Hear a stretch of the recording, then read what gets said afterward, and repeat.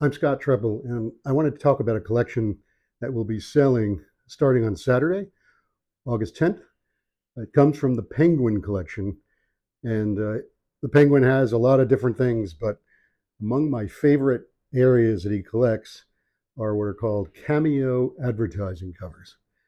Now, a Cameo design is a woodcut impression that leaves the words and the images in white, and it could be a blue background, green background, but the cameo effect is what distinguishes these from other forms of printing.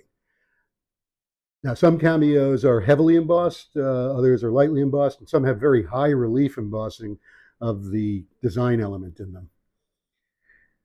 Cameos were made primarily in the mid 19th century. After the first stamps were issued in the United States in 1847, it took a few years before the idea of envelopes as a medium for advertising came into vogue. And so cameo advertising is one form that became very popular. And the makers were artisans, people like Eves, McClement Brothers, Calvert. These were prolific producers of lots of different cameos. And they come in all sorts of shapes and sizes and have a huge variety of design elements. I'm just going to show a few here today. We have 149 of them in our sale on Saturday, and I just find it to be a fascinating collecting area. So let's start with the building corner card. Some people just collect buildings, and the reason why these are so interesting, they show the buildings in cities like New York City or Philadelphia as they stood in the 1850s. And in some cases, those buildings are still here today. In other cases, they were torn down long ago, and the only real record we have of them is, or illustration of them we have, is what's on this advertising cover. Other designs are very intricate. Uh, this is a beautiful livery stable design with a coach and a horseman and horses. It's just it's a work of art. This was produced by a Philadelphia engraver, and it's really one of the most beautiful of the different designs that were made. Some of the subjects are pretty bizarre.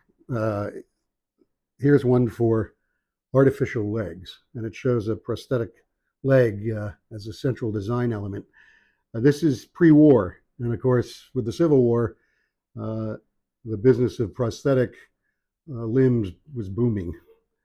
This predates that, and they're very rare. Any design showing a prosthetic limb is extremely rare and desirable. We have another sort of macabre image. This is a coffin maker and monument maker, and his design was a casket or a sarcophagus, really. I'm sure that got the point across when this arrived in the mail. Along the same lines, we have a Undertaker's cameo corner card with a beautiful illustration of a hearse. Another one of my favorites, a railing manufacturer, and very, very intricately designed pattern of a railing, along with lions below it.